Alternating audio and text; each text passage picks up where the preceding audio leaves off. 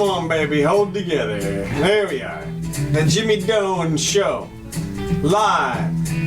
Professionally produced. More or less, yeah.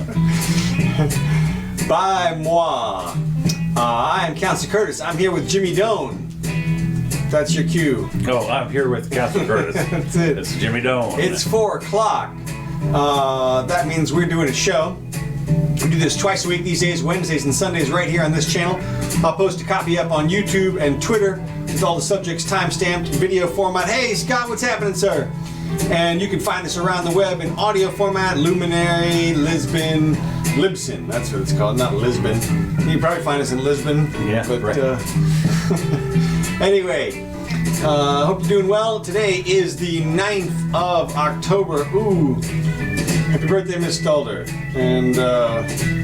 And Chris Cassisi, actually. It's his birthday today. Anyway. I have a brand new grandniece today. Oh, really? Yes, a brand new today, this morning, whatever. Wow. Born just a couple of hours ago. Wow, congratulations, Sammy. Yeah. And I'm guessing that's Sammy. That's, yep, That's Sammy. another surprise. Yeah, no surprise there. No, it's her second child. Jessie Jane. That's right. Yeah. That's what we're calling her. Well, that's right, Jessie Jane, right. Well, and no, it's Rain, actually. I think Yeah. R-A-Y-N-E. Yeah, they got some name for her. Yeah, whatever they said. Who knows? Speaking of which, moving on. Anyway, first item of today. Let's see, there was something else. Okay, we'll get on to a couple things. 2 suspicious packages found outside the Supreme Court as justices prepared to take up a major LGBTQXYZ employment rights dispute over whether federal law protects gay and transgender people from job discrimination. I was not aware, to be honest with you, that it didn't. Well, I remember we kind of touched on it. There was this question of whether there's gender and whether there's sex, and then there's a question of, well, what, is this now a new protected class and so forth? And well, that's getting ready to rule on. Yeah. Apparently, what happened is that issues whether the gay or transgender people are protected under Title VII of the Civil Rights Act of 1964. Now, as you know, in 1964, it was generally supposed to be the public accommodations for colored people. In other words, it was what can I say? No, I know. Yeah, for non-whites or something like that, and so that it was basically to reinforce what had been passed in 1864, 66, or whatever it was the original Civil Rights Act. Yeah, no, I know. From my perspective, and we talked about this before, there's no need to have all these different protected classes because it creates What? It creates legal distinctions between us, which means we're no longer equal. Right. And I know that the concept was to try to make these groups equal. Right. And it's like affirmative action or whatever, but you don't do that through legal actions, or you distort things in the opposite direction. As we've seen. Boy, it's hard to believe. Are you telling me that a government law designed to do one thing accomplishes precisely the opposite? There's a law this week that passed in what state was it, where the check the box law. Have you seen that? We talked about it before. Yeah, this is one where convicted felons do not have to respond whether or not they're have a criminal record when they're applying for jobs. Okay. And the new rule, and this, I think it's a state, I think it's like Massachusetts or something, says employers can't even ask that question. Now, I'm sure that there must be some level at which they can ask the question in terms of the interview, but maybe not. And so what's been pointed out by criminal justice people is that, well, what's going to happen is now people are just going to discriminate based on some sort of preconceived notions. Well, I do know that here, it'll be more discriminatory, basically. Well, one of the things that we've done here, I know in Florida, I believe that it is de rigueur. It was automatic pretty much. When a prospective tenant comes in, you do a credit report and find out if they've been in trouble. Right. And that's apparently legal here in Florida. Right. Yes, and I think it still is for tenant purposes. Yeah. But apparently, but not for employment. Of course, well, in certain places. As a tenant, I don't know.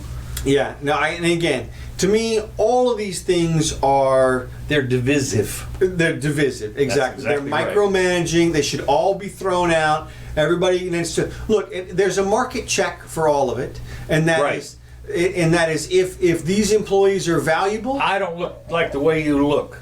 Well, exactly. To me, that's totally fine. Okay, I know. Because I know. if the person is inherently valuable, otherwise, then their competition will be happy to snap them up. And Interesting you should mention this. I have watched once again for the 100th time. West Wing? No, not West Wing. Although I'm going to get back on that. I think. Although it might be gone, but I have Moneyball. watched Moneyball. Yes. Aha. And Moneyball, they said there was this pitcher, and they said that he's overlooked by everybody because he pitches funny. He like pitches underhand. It's really weird. Yeah, well, nobody wants him. Nobody wants him, and they said, he should be a $3.5 million guy according to his stats, but we can get him for $250,000. I mean, that was what the Athletics were putting together this team. Right. It was the 2002 or something team, whatever, and it was interesting because it was based on a real thing. Right. They took a little Brad Pitt. At the end of the day, businesses are focused on the bottom line. That's right, and that's why this guy got a job, even at that. Right. Whereas he had no job before. That's right. And All right, so I peeled off on a big tangent there. I'm but sorry. We brought it back around. No, I did it. Yeah. Ruling for employees who were fired because their sexual orientation or gender identity would have a big impact on the 8.1 million LGBT XYZ workers across the country because most states don't protect them from workplace discrimination, apparently, of this kind. I mean, a lot of discrimination things they do protect them, but and Kennedy, of course, apparently was the swing vote on this before, would have been. What? I roll my eyes whenever somebody says swing vote because they're all swing votes. Well, There's that's true. No, you're right. Difference. Well, now that Kavanaugh, of course, they says generally, apparently, it is a conservative view, quote unquote, to say, the states, you can discriminate if you want, kind of thing. Is a conservative, Right, to a kick it liberal down to view the is you states. can't. Everybody's the same. We're all equal under the thing and so forth. And we're going to name all the people that are equal. Well, right. First, we're going to divide it up into groups, and then we're going to make sure that they're all equal. That's right. And of course, if as we said before, if you're one of except for the unnamed groups. Right. Well, of which we are. I'm one of those. Well, hey. Yeah, I'm an unnamed group. I'm a no name.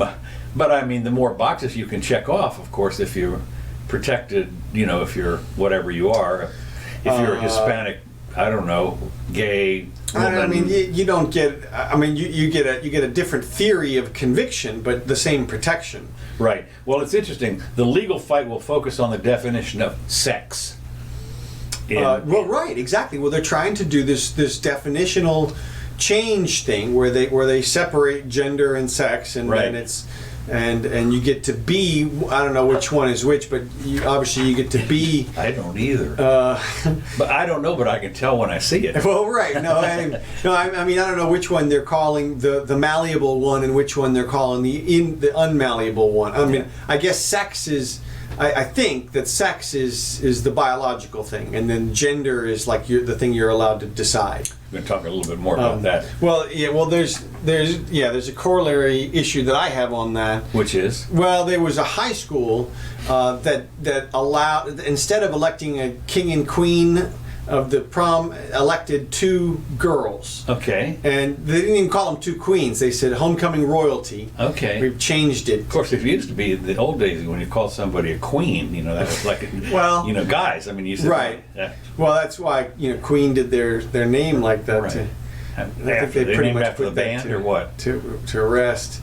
Well, no, I think the band was named after that. Okay, go on. I'm guessing, whatever. Either way. So anyway, so they call them royalty. Yeah. But it's just, to me, look, if you're a private high school, no problem. Right. Do whatever you want. Right. Let the market figure it out. But if this is going to be the new public, I mean, why have 2? I mean, right. Why just have 1? Right. And one. And then if you're going to have 1, why have 1? And why not have 5? Right. Or now in my high school, it wouldn't. If you elected a king and a queen, you'd have a little bit of a problem. Because it was all boys. It was all guys. Yeah. Yeah. So, well, okay. Well, some people don't get the traditions, right? We didn't. But to me, it's a useful. It's fun tradition. Whatever. My date was the queen. There you go. So anyway, and of course, as with all decisions for the Supreme Court, next June. Oh, really? Okay. Yeah. Yeah. Well, they all come out at Okay, the end. in At the June. end of the thing. I don't know when they're going to hear the oral arguments. Pretty quick, I think. They're going to hear the oral arguments. Because the protesters are out there. Yeah. That's the thing. That it started off with his 2 suspicious packages. Well, yeah, and I saw there was a girl who gave a speech, a young athlete, who was talking about how she felt discriminated against as a girl athlete. And she was giving a speech up there at the Supreme Court, and she was getting shouted down as a homophobe. And what she was basically saying is she dedicated her whole life to playing this sport, but the guys, all of a sudden she sees herself opposite guys on the field, and she can't compete with them. Right. And so it's demoralizing to her.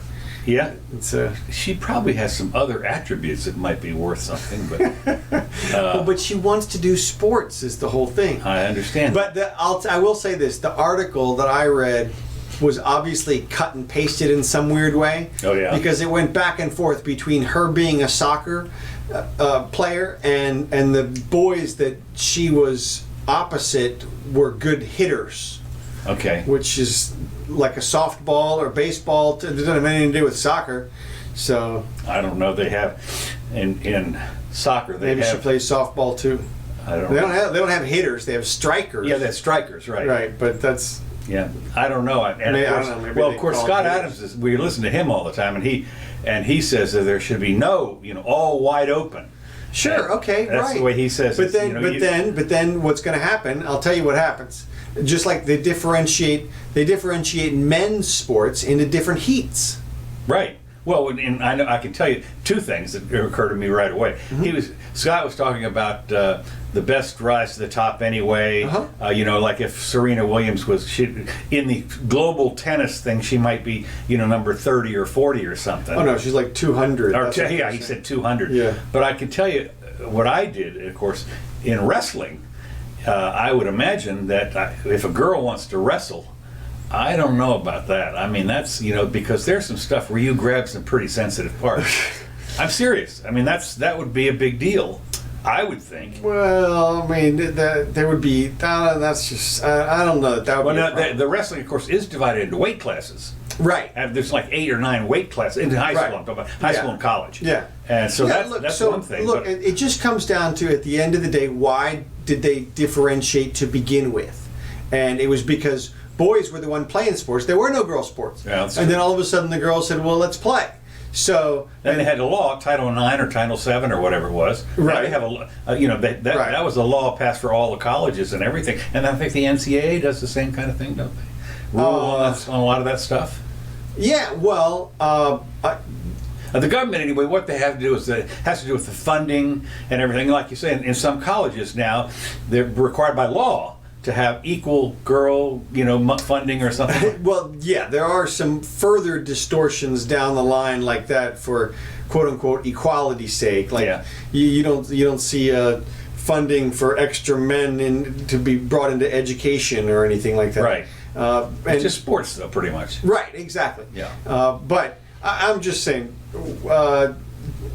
people, they're going to differentiate, and there's no problem with that. So anyway, Okay, moving. That's all I got. Well, it's one of the things that it is when you have this stuff. It's how the all-wise, all overlords decide to rule legally at the point of a gun on human nature. right. Well, that's why. That's why I'm on the side of no gun in the. Right, I'm with you on that. Interesting, though. However, speaking of guns, a Virginia teacher is suing his school district after he was fired. Pun.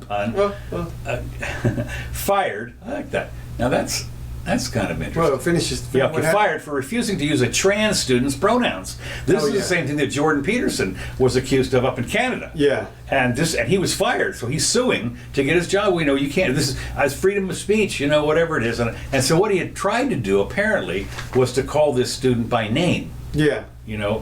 Henry or whatever it was.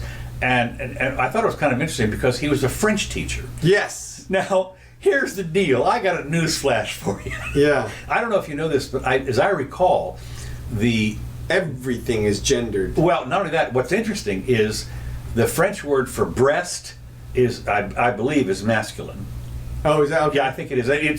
There's a bunch of them that there are anomalies like that. Right. But when you learn French, one of the hardest things to learn in French is what goes with what. And what you have to do is when you learn the word, you have to memorize the gender. And it comes pretty automatically. Yeah. There's some rules and stuff, but after a while, it doesn't take you too long. It took me about a year to figure out what was. And even if occasionally I would get them wrong, I know that the word for, I think it was the word for dog and the word for lock are the same if it's different gender. Oh, okay. If it's le clé or la clé or something like that. Okay. Yeah, so I figured something like that. But anyway, freedom of speech is so he teaches French, and he sought to accommodate the student by avoiding pronouns at all. But apparently what happened was the student heard via the grapevine that this teacher was using the incorrect or correct quote pronoun in private, in the teacher's lounge or something.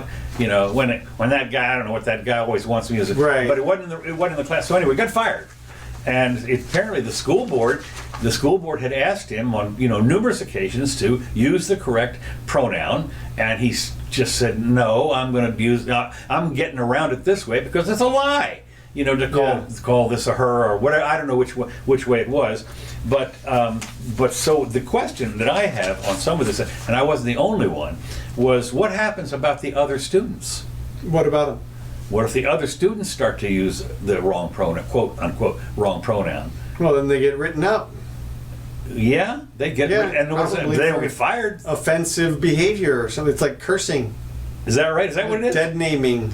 Okay, well, I just wondered. You're right. Okay, so they're punished if they call out, if they're on the playground or something, or out there, and they say, "Well, he's doing so and so," when he wants to be she, student gets written up. Yeah, wow. I would bet that that's the way it works these days. If you do it a few times. But I mean, if you were, God, I mean, what would that do to you in class? I mean, you've got 30 kids in class, and you got this one quote. I self-identify as something else that you're obviously not. Yeah. Well, it's probably blown off most of the time. I mean, first of all, it's a super, super rare situation. Right.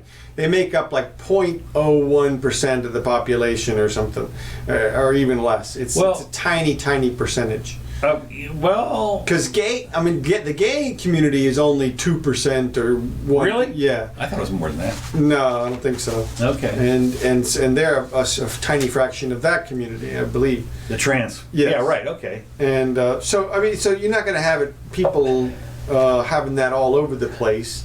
Well, when you look at a lesbian couple, for instance, they're both her, right?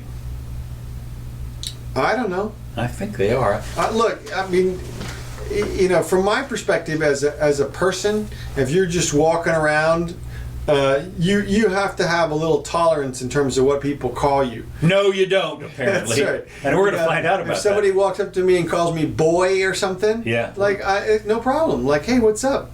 I mean, unless it's obviously aggressive, if it's in some sort of, there's more to infer from the tonality than there is from the actual word. Right. So, well, I would imagine that if you're a quote person of color unquote, and you start and you call him boy, that's a lot more offensive than somebody calls me boy. I don't know. I mean, I don't know. I mean, from my perspective, you have to have, as an adult, you can't be jumping on people for one of the problems, those types of things. We've got children in Congress that are running the show, and they're hardly some of the stuff they do is, I don't call it adult behavior. Anyway, moving on.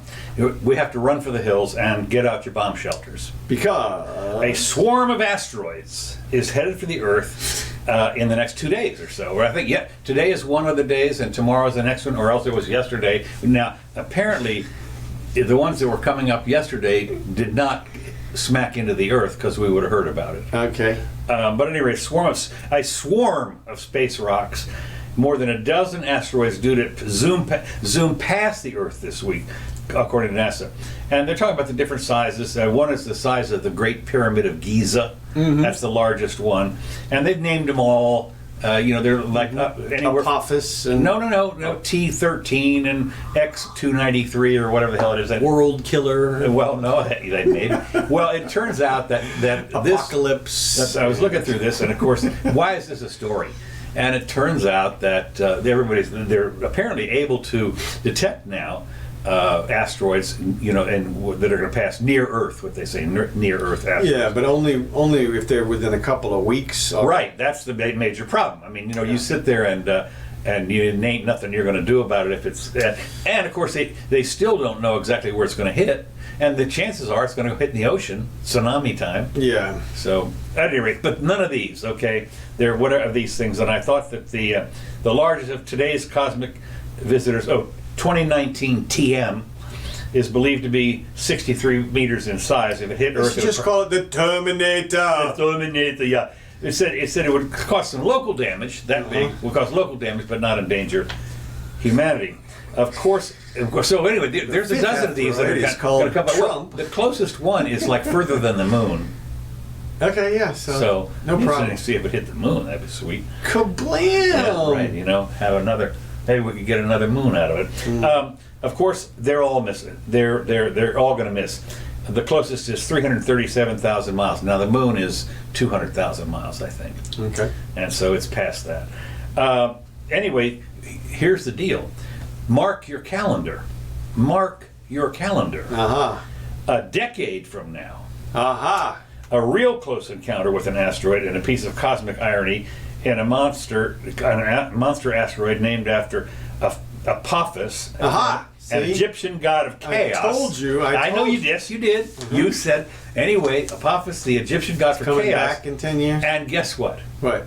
Friday, April 13th, 2029. Mark your calendars, folks. How close is that one coming? Real close. It's due to come. They're thinking that it could scoot within 19,000 miles. Woo. Now I tell you, we have satellites that are past that are just takes out the CNN. Well, I don't know, but I'll tell you, 19,000. Geosynchronous is 25,000. Yeah. So it passed right through that. Is it 25? No, it's 44,000, I think. But whatever it is, the geosynchronous, I think it's 43,000 or something. Anyway, whatever it is, closer than that. Yes. And of course, now these you have to understand. This is a year away, for Friday the 13th. Right. In April, I love that. Good luck. Yeah. Put it on, mark your calendar because this could. I mean, I just wonder how good these guys 29? are. 2029? Yeah, 2029. Okay. So my point being that they've calculated this thing out. And here are the people that can't calculate a hurricane. This is a little different. I know, I'm kidding, but they've got their supercomputers fired up. But I think that there's a couple of extra things that might happen between now and then. Sure. I mean, all you'd have to have is a modest size, relatively speaking, body pass nearby that asteroid. And I think all of these circle the sun, too. Yeah, I would imagine. So, a little flare, disc. Something. Well, not a flare, but another object. I mean, it could get pinged by a micrometeor, right, or something. Well, of course, and all it has to do is switch it a little bit for 10 years of. Well, as you know, they've done the calculations on a lot of these, and if they can detect them early enough, if it's like a year or two away, you can get out there with something and nudge it. Yeah. But that amplifies so much that by the time it gets here, it completely misses. Well, the opposite could happen. So 19,000 in 10 years. Well, apparently you're going to be able to see it. Okay. You'll be able to see it as it scoots across. Yeah. Oh, you'll see it. You'll see it. All right.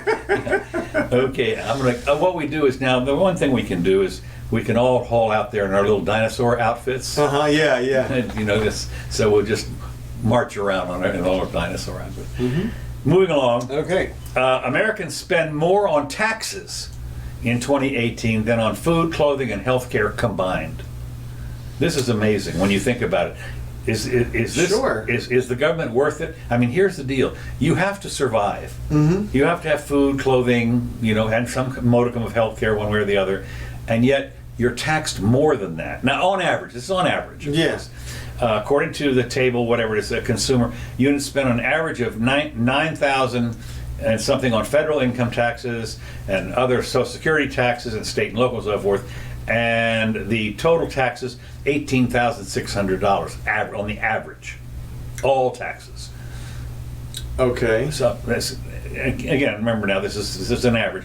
But when you do the food and everything, food, healthcare, and that totals around 14,500. So by about $4,000, you have, on the average, a lot of people spend more in taxes than they do. Yeah, it doesn't surprise me, because now we've passed the point where people assume or expect the government to provide for all their basic needs. And of course, the government has no money of its own. No, but that doesn't matter.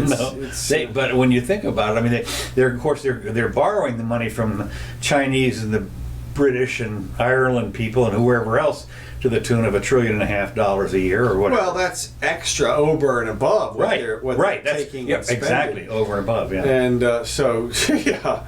Well, that's just, and then the goal, of course, is to print an extra 2% into existence every year. Well, they do that easily. Yeah. That's they're starting to do that now. What was interesting, I think it might have been Scott Adams again, or somebody. No, it's Peter Schiff that came on and said QE or not QE, which is the quantitative easing, which is they're increasing make no mistake about it. That's when they print the money, but they've decided not to call it that anymore. So, and the Fed guy, the head guy, Palmer, whatever his name is, he comes out and said, "No, this is not QE." Right. And he whatever the new name was, and you look at me, and you think, what, Well, look, as I said, they accepted a long time ago that part of their mandate dictates that they are allowed to mislead the public. Okay, really? Oh, yeah. A politician mislead? No, the Fed. The Fed. Well, of course, I suppose they've made it crystal clear that they're independent of right. They're not a federal agency. Right. And in fact, they're not monetizing the debt either. Yes. Huh? And they're not monetizing the debt. Right. But of course, that's exactly what they are doing, and they are acting like a branch of the federal government. But you have to. So with no oversight.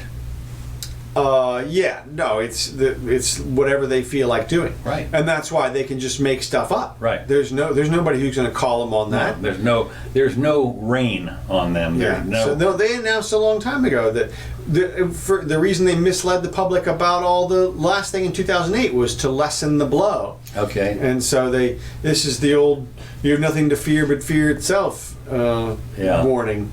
Well, I did see an interview on some talk show with Alan Greenspan from 20 years ago or maybe or more, where they were talking about that, and he basically came out flat out and said, we're not a federal agency. Yeah. It may be called that, but we're not. Yeah. And we're private, and so forth. So we're subject, of course, to private.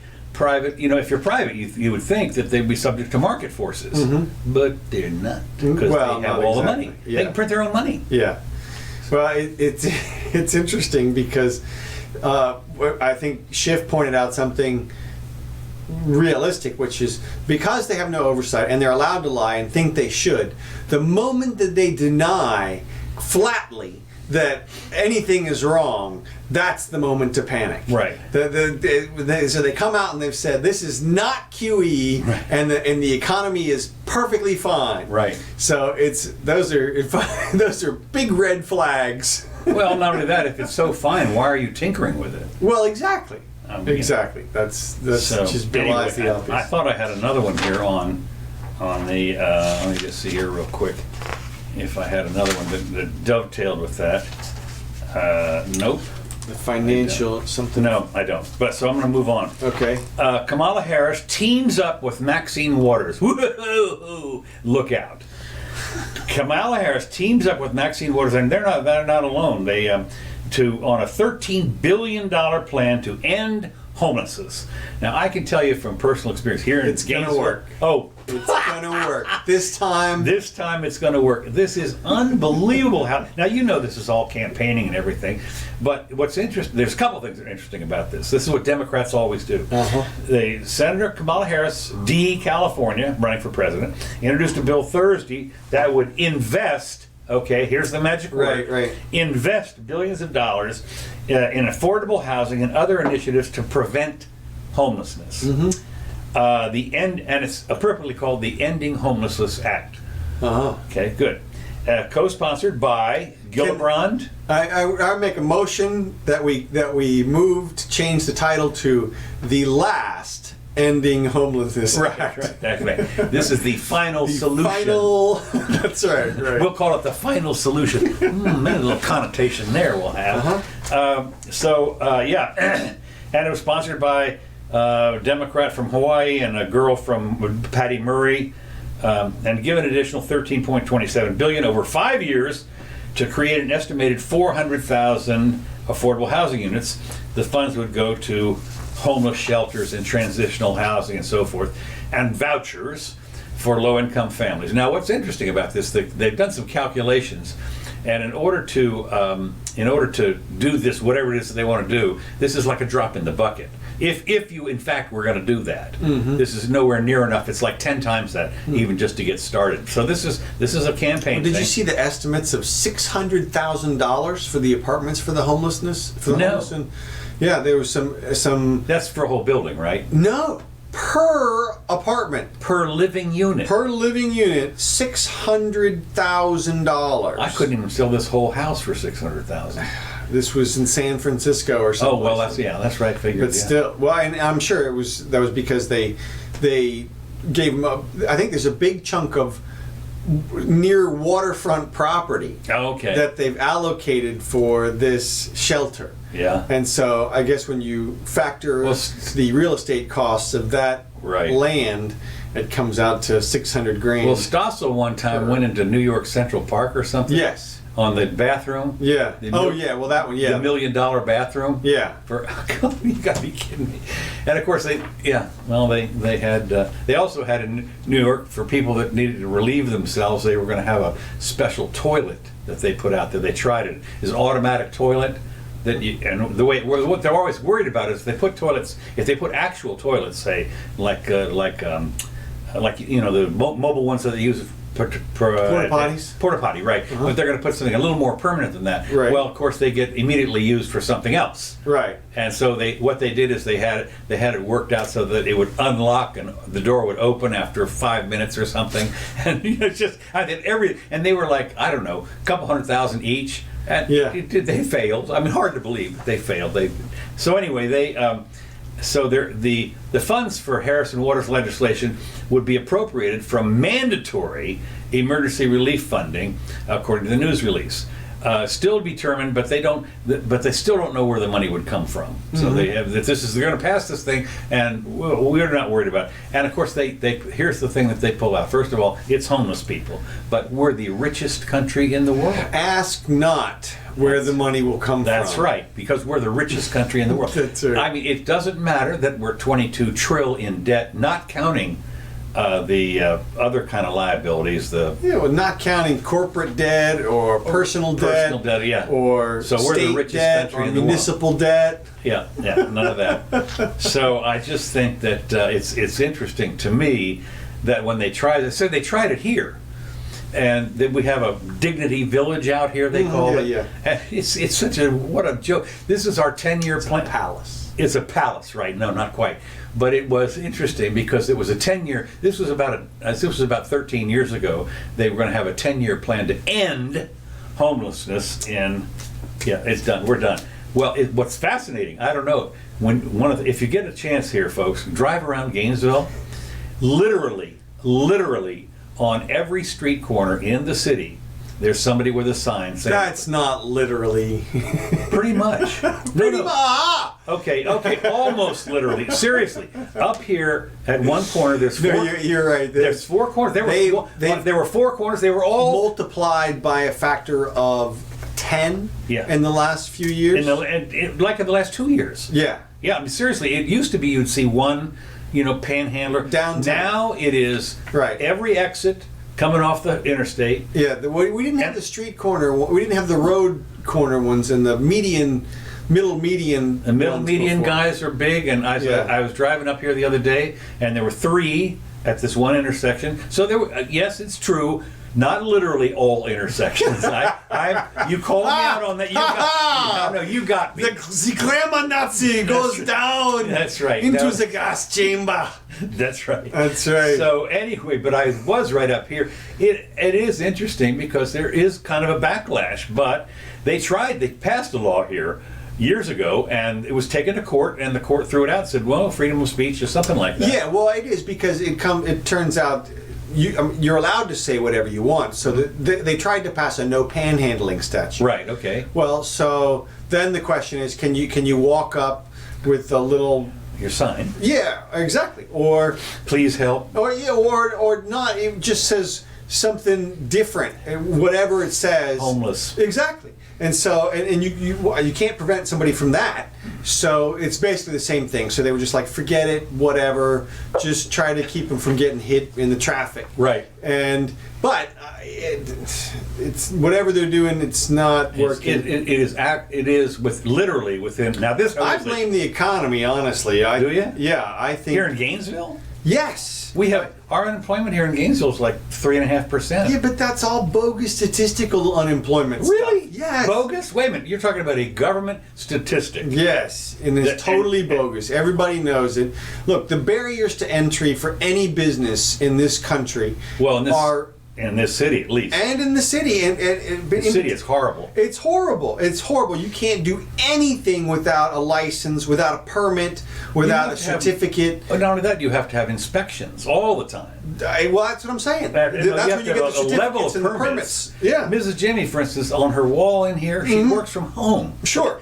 There's like 5 permits there. Exactly. And they're renewed every year. Right. And they're hundreds of dollars. Right. And so, these types of things prevent anybody from just starting a lemonade stand and going into business. And I wonder what speaking of that, let me just interrupt for a second. Right up here, there are several places here.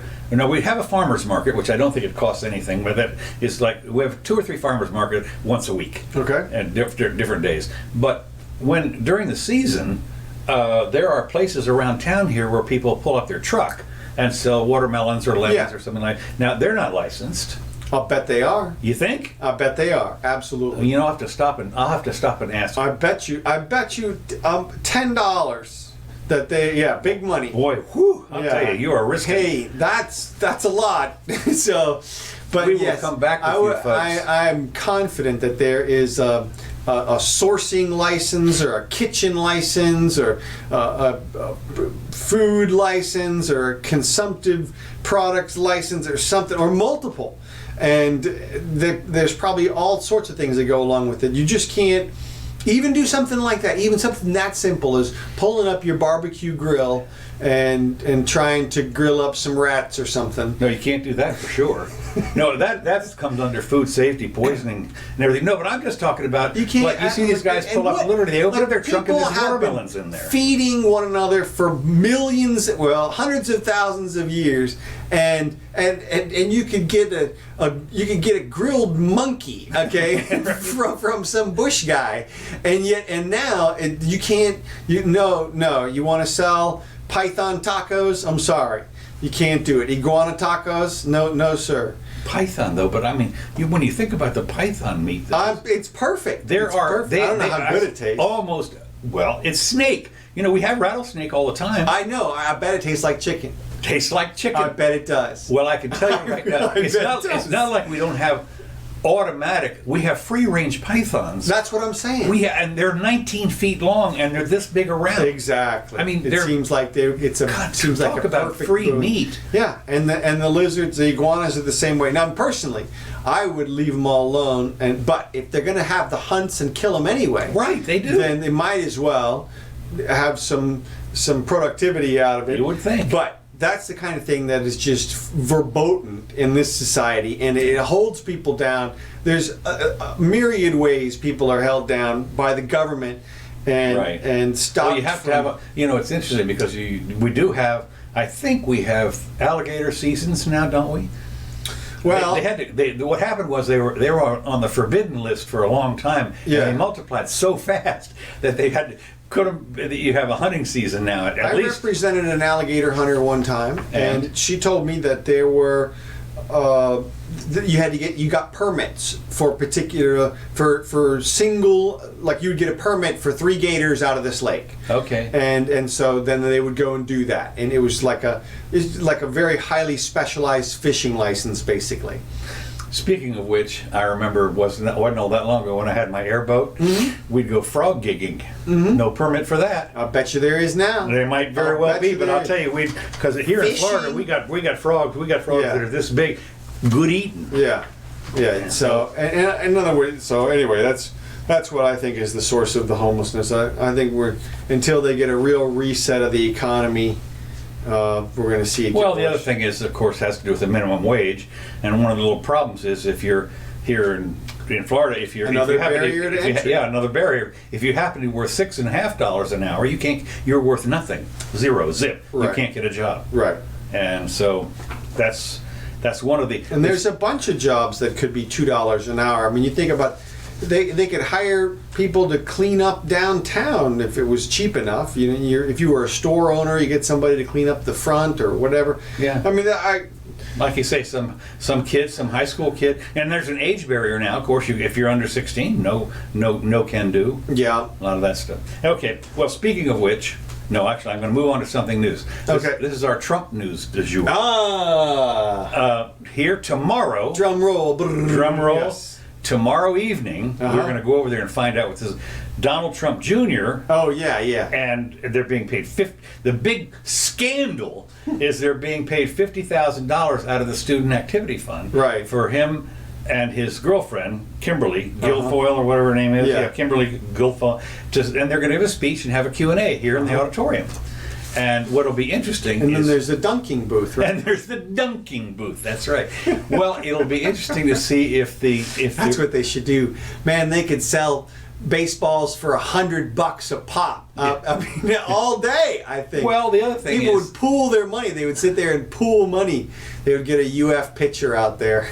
Well, the other thing is, they of course, I understand, I did notice that all the tomatoes are sold out. Yeah, I bet. So, no, there's supposed to be the Gainesville Sun has come out and said, please don't go to this thing. Don't go if you're gonna stick your fingers in your ear and say la la la la la. So what they're panicky about is that the same thing that happened here with Spencer. Yeah. Is that they're going to have a near riot. Yeah. Of people that object to this guy giving his speech. Antifa shows up. Who knows? But it'll be interesting because I'm going to stroll up, as I did for the other one. I'm going to stroll up there, take a few photos, a few selfies. I got my new selfie stick. You got your Antifa badge and not quite, but I have my MAGA hat.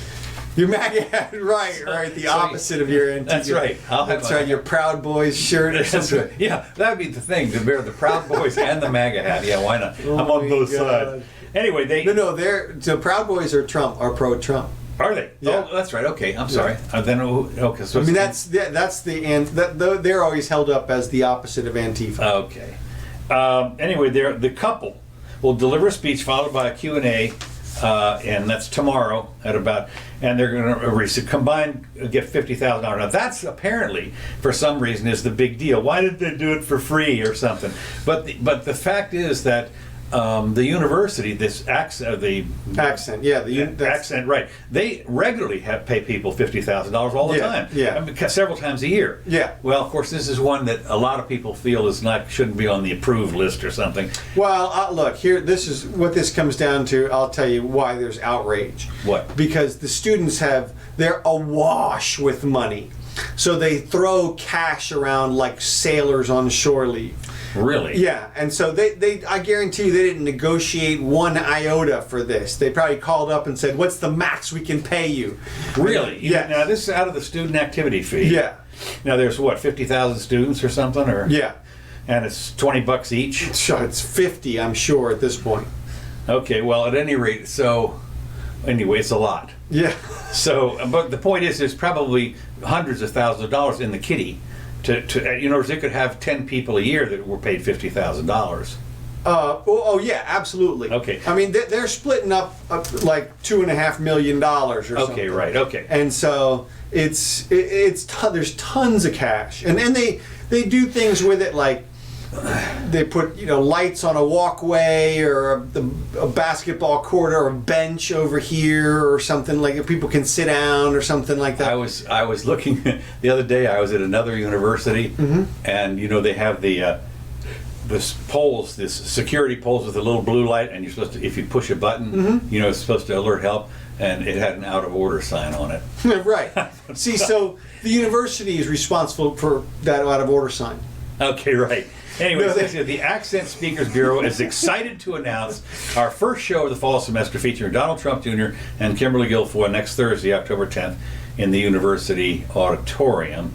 And of course, what they're saying is, now they did put in here that the Trump Jr. speech came 6 months after he was at a rally in Kentucky, where there were so few people that showed up, they asked everybody to move forward so that it would look like, well, it'll be interesting to see what happens here, because this is my guess. This is a wild guess. I'm wildly guessing that there's going to be a fairly substantial protest. Yeah, I would imagine that there'd be a big crowd, because even though Gainesville and Alachua County is red, or blue, the surrounding area is red. Yeah. But Alachua County and most especially Gainesville is dark blue. I mean, ultraviolet and ultraviolent. But it will be interesting because now it's free admission. So and the students had to go over and pick up their tickets like yesterday and today when they were, and so you're supposed to have a ticket to go in. But you can bet that a lot of the protesters, as they did with Spencer, they're going to fill up the auditorium with the protesters and shout them down. My guess. I would imagine that they're going to try that as well again, although I just have my fingers crossed that they watched some social media posts of how ridiculous they looked out there shouting at people and in a way like a 5-year-old, just in the most ridiculous. That was just the stupidest protest I've ever seen, and they're college kids. Right. It was just so embarrassing. It was like that was the best you can come up with, is just to scream and shout. And what they do is they'll have like a 3-word shout that 1,000 people do in unison. Or not even. They were just every time somebody would try to say something, like that's your whole defense is. It was just, like I said, it was embarrassing. I was totally embarrassed for the students in the university and for my degree. Yeah, right. Yeah, mine too. Yeah. Anyway, moving on, another political thing here, real quick. Don't tempt me. Aha! We nailed it. We nailed it. Don't. She's in. No, she is. I'm telling you, Trump is putting a poke in her, saying, well, go ahead, give it a shot. Yeah. And she comes for the second time. Both feet. Yesterday, it was yesterday or the day before, and today again. She's come out and said, "Don't tempt me." No, this is both feet from the rooftop. This is from the top rope. Now we're coming in. We have projected that remember now the first debate is what, next week? Yes, the 15th. 15th. Yeah. And we're projecting on the 16th to the 17th. Yeah. Better than 50-50 shot that the Hillary will leap in. Yeah. I'm thinking. That's what I'm thinking. That's what I'm hoping for. Now there is a small wrench in the plan. Oh, what's that? And that is, I think it could speed up her timeline if I were in her camp, and that is the Bernie situation. Which is? Well, it seems like the cat's on the roof in the Bernie camp. I'm sorry, what does that mean? Oh, that's a Scott Adams analogy, or it's a story whereby. So when you want to give somebody bad news, like their cat died, you don't give it to them all at once. You say the cat's on the roof, and then the next day you say can't get the cat down. You let them down easy, right? And then on the 5th day you tell them, the cat died. Yeah. So basically, when the cat's on the roof, it means somebody's going to give you some super bad news, right, in a few days. In a few days, right? Okay. And the news just keeps getting worse every day, and so that's how you can tell. Right. Well, Bernie. It came out, he went to the hospital, and then it came out it was a heart attack. And now it comes out that he's going to scale back his campaign a bit. Right. Well, if you have to announce that you don't have the energy to do a campaign, Mm-hmm. how can you purport to have the energy to be the president? For 4 years. Right. Or how about just an intense situation? Right. How about there's a 4-day hostage negotiation? I'm coming. That's it. I mean, he's out. And then we got AOC or whoever's in. Whoever's vice president. That's what I mean. Yeah, that's what I'm saying. I would oh my God. Can you imagine if he picked her and then... Well, you can't be president until you're 35. See, I don't think it's that. We'll have to check. We meant to check the Constitution. I got it right over here. Here's my copy. Here's my copy right there. I'll double check. I mean, if that's the case, you could pick, your little brother, 5-year-old, to be vice president. I think that I think that the vice president may have an age too. It might be 30 or something. It seems to me. I don't think so. Whatever you say. I don't know. There is age for the senators, I believe. Yeah. See, that's what I think that's 30 or something. That's what I'm saying. Yeah, and the 25 may be the House reps or something. I don't know. And we'll bring this news to you, folks. Yes, but anyway, for those of you who don't have. Okay, so my point is that I think Hillary may want to step it up a little bit. Here's why. I think if Bernie announces he's out, that his votes immediately swing over to Warren in a big way. Okay. Not completely, but half of them will go just straight to Warren, I think, because she's arguably the most left-leaning candidate left. Right. If he drops out, and she's been angling herself for that and supporting all those policies as much as possible. So I think that if Bernie drops out, she announces immediately. Yeah, because Hillary doesn't want to go in with Liz having a huge lead. Right. Because that would it in the bud. Exactly. That's right. So you need to swoop in before those voters change their mind and answer the question, who do you vote for now that Bernie's out? Yeah. They need to have Hillary as an option. And when that first poll comes out. So that is what I would tell Hill if I were her. And I would just love it if she got it. Now, of course, I don't want her to win. I mean, actually, between Trump and her, I might want her to win only because. Don't let Mrs. Jimmy hear you. No, I know. I get a note from corporate so fast. Oh my God! You'd be so no fast. No soup for you. Exactly. That corporate note, like an airplane into the. Okay, so no. The reason is I don't think that we will be able to avoid a major recession in the next 5 years. I'm with you on that. I think there's going to be a huge.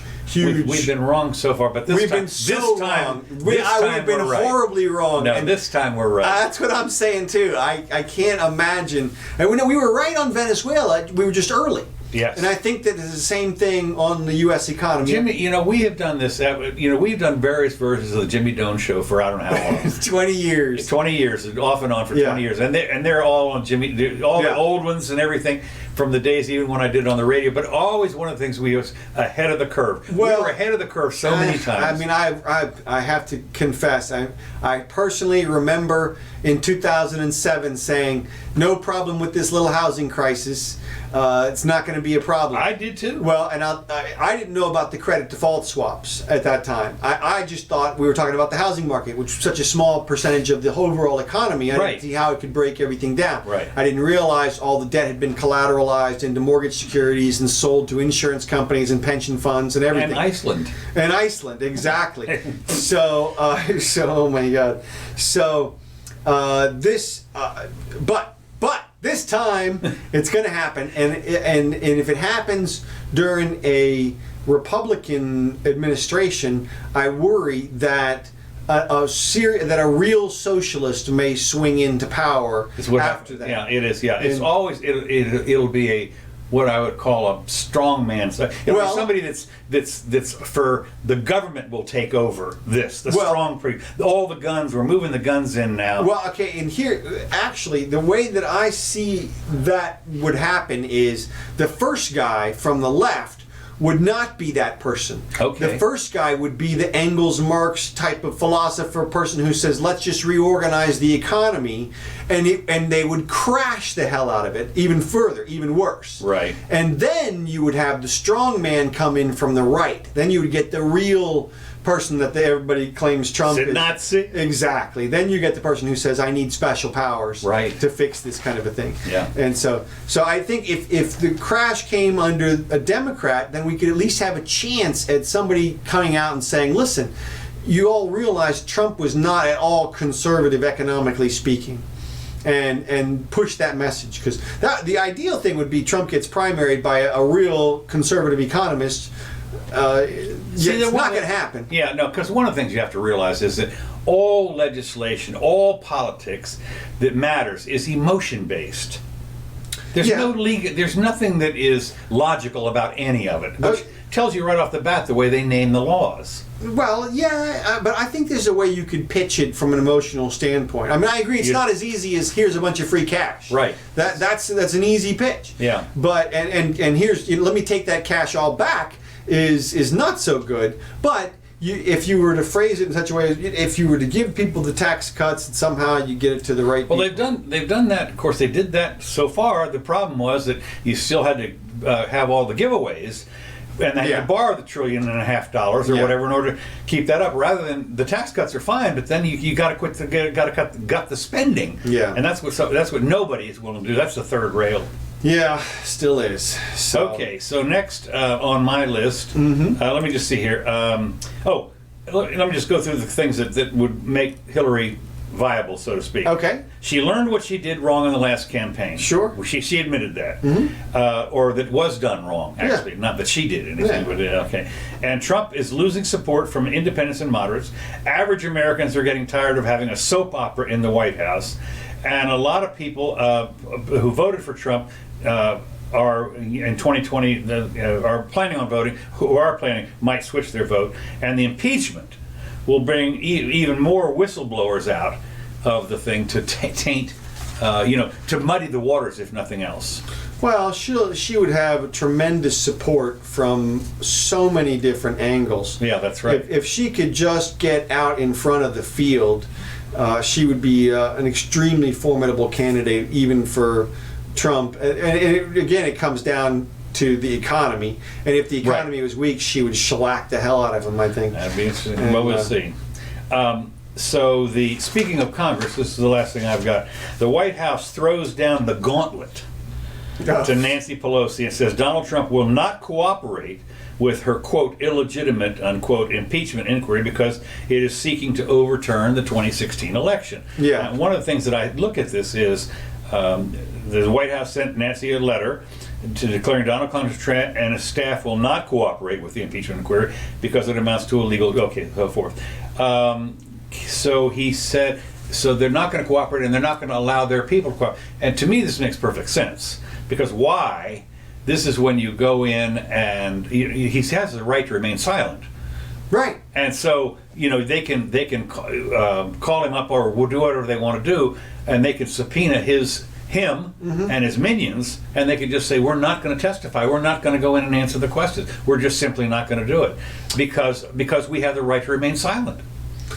Well, and why would you help with your own impeachment? Right, and that's essentially what they're doing. Right. I know that. But what I'm saying is that the last thing you're going to do, as I think you talked about before, was when this little girl got up there, the police girl got up there, and to defend her. Yeah, exactly. And don't take the stand. You don't take the stand. You idiot. Well, that's why he needs to get rid of Rudy, because Rudy keeps going on TV and opening this big pie hole. Yeah. And puking. Well, the thing that I got, and I was looking at some letters here to the editor in the local newspaper, and they were talking about, we needed to get rid of this guy. It's all, we just can't let him go on, meaning we need to impeach him. And I was sitting there thinking, it's 13 months. The factor is, if you let about 400 people in Congress vote for the impeachment and to yank it off, be careful what you wish for, but the impeachment alone, forget the Senate, which wouldn't kick him out. But the fact is, if you're going to let 400 people do this, 300 people, however many in the House, to vote and to actually impeach him, when there's 60 million people that voted for him, and you only have to wait 13 months to do it without riling up everybody on the planet. Yeah, well, but see, the counter argument to that is that knowing that the Senate's not going to confirm, right, then they're not going to invoke the ire of the people, because that cuts against the impeachment in terms of them undoing what the people did. Because right, you'd have to have the Senate to actually get him out of office. So they don't undo it, and they just instead they paint him with this ugly brush. Right. And so I could see the argument for, well, let's impeach him, and then we get to say the impeached president, the illegitimate president, the illegal president, just over and over. They get to use that as in every sentence that they say, every time they say his name. And so that's true. But I think that the counter argument is valid as well, which is a bunch of people may come out and say, you numbnuts, boneheads, are, like you said, even attempting to undo the will of the people is a violation for this type of transgression, for this phone call business. If you had a good reason and it looked like it was valid across ideologies across the aisle, basically, right, and yet the Senate didn't confirm, well, okay, then maybe so. But the way that, yeah, well, not confirm, convict. Well, is it the Senate has to convict? Yeah, well, I don't know if they call it conviction, though. I think they do, because it's a trial. Yeah, it's a regular trial. They have the justice in there and everybody. It's right. A conviction. In order to impeachment is not the conviction. No, it's the Senate that does the conviction. I call it a confirmation because I think there's another word. Anyway, either way, removed from office. I think that they get to go through this process leading up to it, which they think helps them, whereby they get to trot Nadler and Schiff out there and hold these committee meetings and do investigations, which, as I said before, are really just speeches by them. And so they get to... Well, here's the deal. The way I look at it is, with Bill Clinton was impeached, but he was already in his second term. Yes. So he was leaving anyway. Yeah. But they've got they're on a very short leash here. If they're going to do an impeachment, they better do it quickly in order to have him not win a year, 13 months from now. Yeah, I think that and that's why they're trying to do it faster. I know. I know. But they just don't have the theory. Again, I've said before, if you have to explain what the theory is, you don't have it, and so they don't have it. So. Well, it's all emotional anyway, so it'll be. And when you see the, as I say, there was a letter to the editor here in the Gainesville Sun from a guy that I know personally, bright guy, and I'm sitting there thinking, you can't wait 13 months. I mean, seriously, to really get it done, as far as removal is concerned. Yeah. Well, why wait if it's serious enough to do it? Then there should be no delay. That's the other thing. I would guess, though, that there are 50 or 60 million people that don't see it that serious. Well, but it doesn't. It matters to the motivation of the people who are putting it forth. Like, for example, Pelosi and AOC, and they've been calling for that. And Maxine Waters says impeachment isn't good enough for him. He needs to, seriously. She said he needs to be jailed and then put in solitary. Right. Which is obviously torture, and yet, I mean, it's so far over the top. And so but here's the thing: if you go with that narrative, then you better stick with that narrative. You can't say he needs to be in solitary confinement and then sit down to dinner with the guy. Yeah. And it's the same thing with Pelosi. Once she brought up the impeachment thing, and now they've said things like, she come out and said she's praying for him and this kind of stuff. Yeah. And she's sad for the country and it's a horrible time. Yeah, all of a sudden, well, okay, well, then you better go for it, because obviously it's very serious. And so notice that's an emotional appeal. Oh, totally. Yeah. But people get involved in that kind of stuff. So, all right, I got one thing. Okay, because that's done. Yeah, we're done. But one thing, and that is why we have the special flag up here, and this is the Hong Kong flag. And that I have a special message for Hong Kong: get out. Okay, seriously. Oh my God, Hong Kong, you guys you do not have the numbers and you do not have the political power, and you're going to get slaughtered. So it's going to be a scorched earth policy. It really is. That's the problem. So I mean, nobody is going to escape. You better escape, is what I'm saying. Exactly. I mean, we totally support your sentiments. Get on the top of the building, get your helicopter. That's it. This episode of Jimmy Doane Show brought to you by Cathay Pacific. Cathay Pacific. Or one of the Carnival Cruise Lines. That's it. We'll get your ass out of Hong Kong. Call us, seriously, now. We're your last hope for survival. Seriously, you guys, I just feel terrible for the whole situation, but it's obviously getting worse. And really, they have masked, I mean, what are they? Mask ban, they have an army that's larger than, as much as the population, I don't know what the population of Hong Kong is, several million. Yeah. But they have an army bigger than that. Yeah, for sure. So. Yeah, it's at some point soon it's going to be a wipeout, and they're gonna kill a large portion of them, and they're going to jail an even larger portion of them, and then. Well, the good news is, we might not be number one after that in people jailed. Oh, right, yeah. See, right now, No, we still jail four times per capita what China does. No, but see, this is the beauty of it. Listen to me.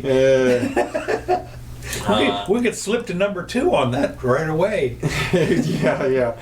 They're on this big bill. You have seen the empty cities over there. Yeah, well, yeah. Jail them. Fill them all up with the people from Hong Kong. Yeah, well, that's what they're going to do. That's what they're doing with the ethnic white group. power. Yeah. That's what they're doing with the Azwadi, or that weird ethnic group that's over there. I don't know what it is. Right. Oh, one other thing we had to discuss real quick, and that is Turkey goes for the Kurds. Oh my God, yes. Well, that was like today. Yesterday. Yeah. What is? I've not been able to keep up with it. I mean, they're really now. What would happen is we got our guys out of there, right? Well, that's what apparently is happening. Is Trump is saying, you guys figured this all out. We're out. It's about time. Yeah, I'm with you on this. I mean, not my job. I mean, and of course the thing about it is, then you get Lindsey Graham up there, who said Trump is, what's going to happen to the poor Kurds? Not my job. And the other thing is, so you have two choices. Either you're going to stay in there with our guys forever, or sometime you have some kind of an exit strategy. And one of the exit strategies is we're out of there today. That's right. And so it's either forever or now. Now there is another strategy, which I'll say in a minute. Oh, okay. But you're absolutely right that we pointed out, as everybody who opposed the incursions over there in the last 2 decades, that we have told everyone, if you get in, you're eventually going to have to get out. And so you better conceive of that exit strategy before you start. And they didn't. And here we are, 2 decades later, and we need to get out. And it's not our job to protect those groups. Here's what it comes down to in terms of us protecting our quote-unquote allies. If the strategic reason for doing it, then we should do it. And that's what Trump means by we need to protect ourselves. If not, then we don't. And that's just all it comes down to. If there's a little tiny group in Central Africa or something that wipes out some other group, it's not our problem. If China is going to wipe out Japan, then there's an argument that we should step in for strategic reasons and protect them just because of the economy and that kind of stuff. But the Kurds, I'm sorry, they don't offer us any strategic value. No. And they must have known from the last times that we've abandoned them that invading countries can't stick around forever. They either have to totally invade and take over or have to leave at some point. And so you better be prepared to defend yourselves. And that's what we're doing, it looks like to me. And I'm with you. And it's shocking to me to see the people on the left come out and say, we can't leave. But here's the answer to what their calls for help are, and to keep us extricated from the situation. An American Foreign Legion. Well, you mean like the French Foreign Legion? Yes. Like a mercenary group of American former soldiers, or Americans who are just free Americans. If you want, as a free American, to go down to the Army Navy store and buy yourself some gear and go help the Kurds, I think you should be allowed to do that. Oh, totally. Well, they did that. We did that. I don't know if you know this, But we did that at the beginning of both the First World War and the Second World War before we were involved. We had our guys going over in the RAF in the Second World War, but there was a whole lot of mercenaries or people that just volunteered and went over. You understand, the First World War started in 1914. We didn't get until 1917. Right. Lots of Americans went over there, and not to mention the Spanish Civil War. Yes. Lots of Americans showed up over there. We never declared war on Franco or any of those people out there, and yet there was lots of Americans over there, including Hemingway. So, I mean, from my perspective, if you're a free American, that should be your right. If you think that's where morality lies, you should be able to go over there and do it. But we shouldn't do it as an American force, because then it involves our sovereignty, our entire country. Right. But Well, if a small group from Ohio wants to go over there or something, from my perspective, go for it. And it should be, and I think we could make a significant difference in a lot of small places with a lot of little forces. And these would be the militias that would be conceived of in the Constitution as well. That if there was a problem, they can always come back and fight for the United States. But they're out there doing their thing, and I think it would provide a lot of former soldiers with employment and stuff to do. And I don't know who's going to pay them. Whoever groups hire them. Okay. And maybe there would be an approval process. You know, you could only get hired by certain groups or something like that. But yeah, I mean, from my perspective, once you've gone that path, you open it up. You say, screw it. That's you it. want to go, you're on your own, pal. that's the other thing, is that it wouldn't be one of those situations whereby if you get all caught, that we're coming to get you as a country. No, you're on your own. Exactly. That's and, right. and so, but I think that would be that's a way to split the baby on those situations. And Okay, if you say so. Okay, fine. All right, fine. Your solution. Good. so yeah. So, all right. Well, we're way over, We're so way I won't over, do yeah. my last stuff, but Sorry. no worries. No worries, mate. That's it. So, thank you for joining us.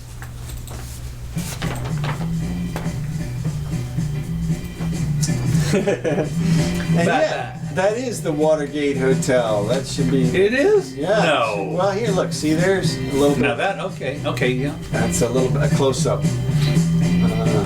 So yeah, put you right there. Figured, hey, apropos for the day. Yeah, I used to live like 2 miles or 3 miles from there. Is that right? Oh, yeah. So these tracks brought to you by Kevin McLeod. Thank you, Kevin. We appreciate it. We'll be back 4 o'clock on Sunday, the 13th, October 13th. So join us at that time. Feel free to share. I'm not enforcing any copyrights on this material, so share away, copy and share, paste and share. Anyway, I'm Council Curtis. This is the Jimmy Doane Show. Thanks, Scott. Good to see you, sir.